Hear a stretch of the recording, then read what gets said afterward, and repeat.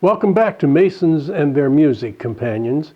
This is the August edition of our vignette series, and we're going to break this one into several vignettes in coming months, quarters, and years, because this Master Mason was so musical and lived a life so dynamic that it would do no justice to try to compress him into a single vignette.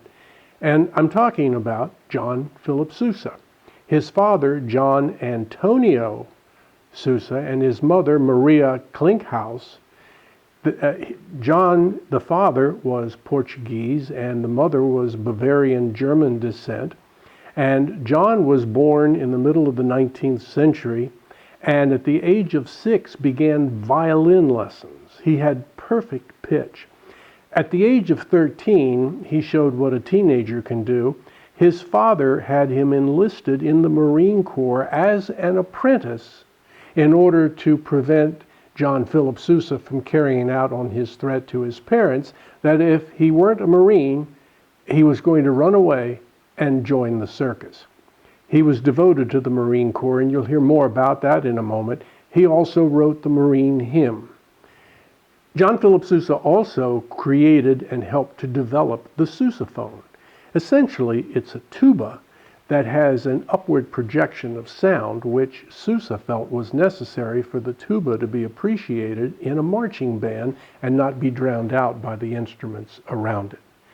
He is also a very prolific and involved Mason, and here to tell you more about that is our own most excellent Don McAndrews, our past Grand High Priest, to fill you in on some Masonic notes about JohnPhilipSousa. Companions, I'm proudly wearing my Shriner's shirt to honor our brother JohnPhilipSousa. He was a very active Freemason, member of Columbia Lodge, Columbia Chapter, and Columbia Commandery over in Washington, D.C. He was also a member of Alma Shriners. After leaving the Marine Corps, he organized his own band, many of whom were Freemasons and Shriners. During one 6-month concert tour, they traveled over 85,000 miles around the USA. He had 2 Pullman cars, a baggage car, a dining car, and a locomotive. Sousa and his band were the most popular entertainers of their time. He was also known to give charitable concerts, allowing shrine temples, grand commanderies, and grand lodges to sell tickets and keep the profits. As a result, he was given honorary membership in many Masonic organizations around this country. When asked what of all his many compositions was his most favorite, his response was, "Stars and Stripes Forever." And there's no way I can do this for you, companions, on the piano, but this little device we've talked about before being so useful for you in your chapter work is going to present that music from JohnPhilipSousa.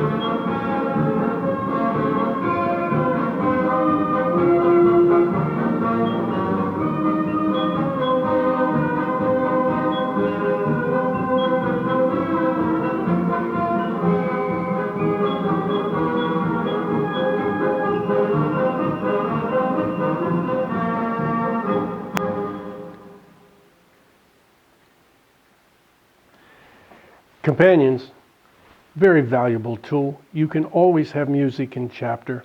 And we'll be back next month to talk about how the United States got its national anthem and what was Francis Scott Key doing in the harbor of Baltimore anyway. Until then, stay well, and we'll see you next month.